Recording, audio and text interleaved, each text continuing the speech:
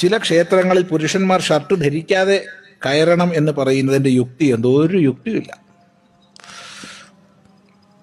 Shirt ധരിച്ചു പോകണമെന്നാണ് നമുക്ക് പറയാനുള്ളത്. ക്ഷേത്രത്തിലേക്ക് ഷർട്ട് ഊരി പോകണം എന്നുള്ളത്, ഒരു ഷർട്ട് ഇടാണ്ട് പോകണത് അവനവൻ്റെ ഇഷ്ടമാണ്, അത് വ്യക്തിയുടെ ഇഷ്ടമാണ്. ഷർട്ട് ഇട്ടേ പോകാൻ പാടുള്ളൂ എന്നൊക്കെ പറഞ്ഞാൽ എന്നെപ്പോലുള്ളൊരു വിഷമിക്കും. ഞാൻ ഷർട്ട് ഇടുന്നില്ല, അയ്യോ അപ്പോൾ തൽക്കാലം ഒരു ഷർട്ട് മേടിച്ചിട്ട് അമ്പലത്തേക്ക് പോകാൻ വേണ്ടി ഇടേണ്ടി വരും. അതുകൊണ്ട് ഷർട്ട് ഇട്ട് പോകണമെന്ന് നിയമം വെക്കേണ്ട ആവശ്യമില്ല.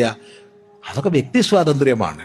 പക്ഷെ ഒന്നുണ്ട്, മാന്യമായി വസ്ത്രധാരണം ചെയ്തും തിക്കിലും തിരക്കിലും പെട്ട് നിൽക്കുമ്പോൾ അവനവൻ്റെ ശരീരത്തിലെ വിയർപ്പ് മറ്റൊരാളുടെ ശരീരത്തിൽ ആകാത്ത വിധവും വേണം ക്ഷേത്രത്തിൽ പോകേണ്ടത്.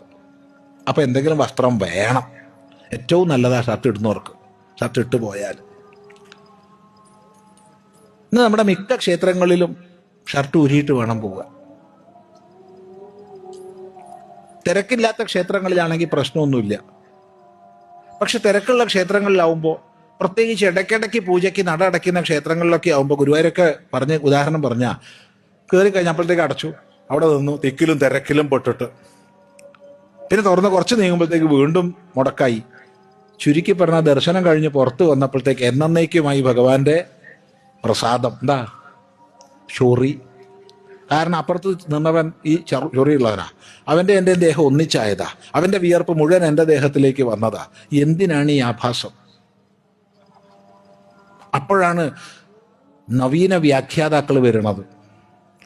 അത് ഭഗവാന്റെ ചൈതന്യം പെനിട്രേറ്റ് ചെയ്ത് ഹൃദയത്തിലേക്ക് പോകണമെങ്കിൽ ഷർട്ട് തടസ്സമാണ്. ഇടയിൽ ഒരു കോട്ടൺ പീസിനെ പെനിട്രേറ്റ് ചെയ്യാൻ കഴിയാത്തതാ ഭഗവാന്റെ ചൈതന്യം.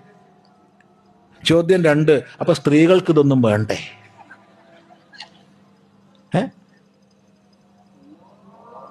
അപ്പൊ വസ്തുത എന്താന്ന് ചോദിച്ചാൽ, ഇതിനൊന്നും താത്വികമായ ഒരു അവലോകനമൊന്നും ആവശ്യമില്ല. ഈ താത്വിക അവലോകനമൊക്കെ ഒന്ന് കുറച്ച് സാമാന്യ തലത്തിലേക്ക് വന്നാൽ നന്നായി.